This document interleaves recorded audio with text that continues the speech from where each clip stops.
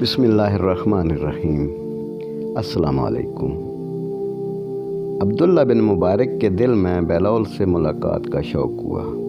کسی نے بتایا کہ وہ صحرا میں ملے گا۔ عبداللہ صحرا کی جانب روانہ ہوا۔ ایک جگہ اس نے بہلول کو دیکھا کہ ننگے سر ننگے پاؤں اللہ اللہ پکار رہا ہے۔ وہ قریب گیا اور سلام کیا۔ بہلول نے سلام کا جواب دیا۔ عبداللہ مبارک بولا، یا شیخ، مجھے کچھ نصیحت کیجیے، مجھے بتائیے کہ زندگی کو گناہوں سے کس طرح پاک کروں، اپنے سرکش نفس سے کس طرح بازی لے جاؤں اور کیوں کر راہ نجات اختیار کروں۔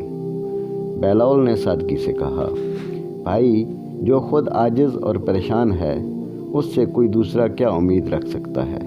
میں تو دیوانہ ہوں، تو جا کر کسی عقل مند کو تلاش کر جو تیری فرمائش پوری کر سکے۔ عبداللہ نے سینے پر ہاتھ رکھا۔ بہلول، اسی لیے تو یہ ناچیز آپ کی خدمت میں حاضر ہوا ہے کہ سچی بات کہنے کی جرت تو صرف دیوانے ہی رکھتے ہیں۔ بہلول نے اس کی بات کا کوئی جواب نہیں دیا اور خاموش ہو گیا۔ عبداللہ منت خوشامد کرنے لگا۔ جب اس نے بہت مجبور کیا تو بہلول بولا، عبداللہ، میری 4 شرطیں ہیں، اگر تم قبول کر لو تو میں تمہیں راہ نجات دکھا دوں گا۔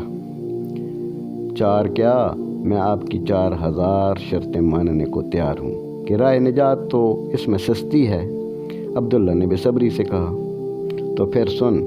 بہلول کہنے لگا، میری پہلی شرط یہ ہے کہ جب تو کوئی گناہ کرے یا خدا کے حکم کی نافرمانی کرے تو اس کا رزق بھی مت کھا۔ عبداللہ گھبرایا، یہ کس طرح ممکن ہے کہ کوئی خدا کا رزق نہ کھائے؟ بہلول بولا، تو پھر عقل مند آدمی، خدا کی بندگی کا دعویٰ بھی نہ کرو۔ یہ کہاں کا انصاف ہے کہ جس کا کھاؤ اسی کی نمک حرامی کرو؟ عبداللہ نے اعتراف کیا، آپ سچ فرماتے ہیں، دوسری شرط بیان کیجیے۔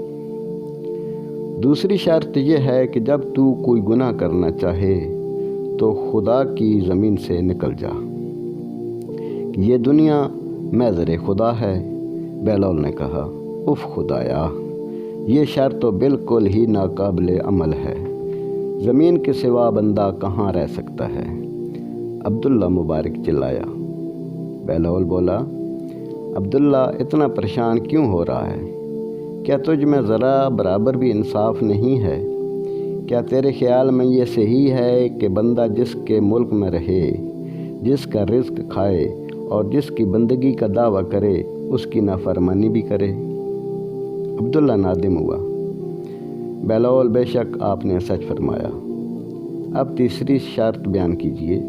بہلول بولا، بھائی، تیسری شرط یہ ہے کہ جب تو کوئی گناہ کرنے کا ارادہ کرے یا خدا کی نافرمانی کرنا چاہے تو کسی ایسی جگہ جا کر کہ جہاں خدا تجھے نہ دیکھ سکے، نہ ہی تیرے حال سے واقف ہو۔ جب تجھے کوئی ایسی جگہ مل جائے جہاں تجھے خدا نہ دیکھے تو پھر جو تیرا دل چاہے کر۔ عبداللہ بے حد پریشان ہوا۔ جناب شیخ بہلول، یہ شرط بھی ویسی کٹھن اور ناقابل عمل ہے۔ خدا تو حاضر و ناظر ہے، وہ عالم الغیب ہے، وہ سب کچھ جانتا اور دیکھتا ہے، تو پھر ایسی کون سی جگہ ہے جو اس سے پوشیدہ اور اوجھل ہے؟ تو عبداللہ، جب تو یہ جانتا ہے کہ وہ حاضر و ناظر ہے تو پھر کیا کسی بندے کو زیب دیتا ہے کہ وہ خدا کی زمین پر رہے، اس کا رزق کھائے اور اس کے سامنے اس کی نافرمانی کرے، اور پھر بھی اسے بندگی کا دعویٰ ہو؟ حالانکہ اللہ تعالیٰ قرآن پاک میں فرماتا ہے، یہ خیال نہ کرو کہ اللہ اس عمل سے غافل ہے جو ظالم کرتے ہیں۔ عبداللہ نے پشیمانی سے کہا، بہلول، میں لاجواب ہوں، اب آپ اپنی چوتھی شرط بیان کریں۔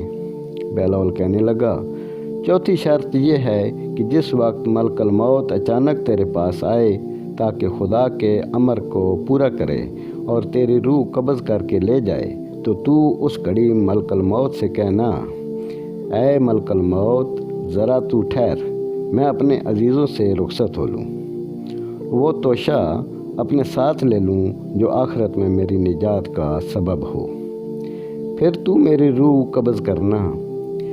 ملک الموت کب کسی کو مہلت دیتا ہے شیخ بہلول؟ یہ آپ نے کیسی کڑی شرط لگا دی ہے۔ عبداللہ مبارک نے فریاد کی۔ تو پھر اے دانشمند، اس دیوانے کی بات سن، جب تو جانتا ہے کہ موت سے کسی کو فرار نہیں، ملک الموت کسی کو مہلت نہیں دیتا، گناہوں کے بیچ میں کسی وقت بھی ملک الموت سامنے آن کھڑا ہوتا ہے، پھر ایک سانس کی بھی مہلت نہیں ملتی، جیسا کہ خداوند عالم نے فرمایا ہے، جس وقت موت آئے گی تو نہ گھڑی بھر کی دیر ہوگی نہ جلدی۔ تو اے عبداللہ، تو کب غفلت سے ہوشیار ہوگا؟ دیکھ، غرور سے دور رہ اور آخرت کی فکر کر۔ لمبا سفر سامنے ہے اور عمر بہت مختصر ہے۔ جو کام اور عمل خیر آج ہو سکتا ہے وہ آج ہی کر لو، کیا خبر تو کل کو نہ دیکھ سکے۔ جو وقت ہاتھ میں ہے وہی غنیمت ہے۔ اعمال خیر کی صورت میں آج ہی آخرت کا توشہ اپنے ہمراہ لے لے، ایسا نہ ہو کہ کل پچھتانا پڑے۔ عبداللہ کا سر جھکتا چلا گیا اور اس کی زبان کنگ ہو گئی۔ بہلول نے کہا، عبداللہ، تم نے خود ہی مجھ سے نصیحت کرنے کی فرمائش کی تھی، جو تمہیں راہ نجات دکھا دے۔ تم نے اب سر کیوں جھکا لیا ہے؟ تمہاری زبان پر تالا کیوں پڑ گیا ہے؟ تم آج میرے سامنے لاجواب ہو گئے ہو۔ تو جب کل روز محشر تم سے پوچھ ہوگی تو کیا جواب دو گے؟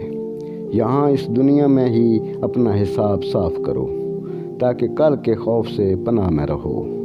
عبداللہ نے جھکا ہوا سر اٹھایا اور سچائی سے بولا، جناب شیخ بہلول، میں نے آپ کی نصیحت کو دل و جان سے سنا ہے اور اسے حرز جان بنا لوں گا۔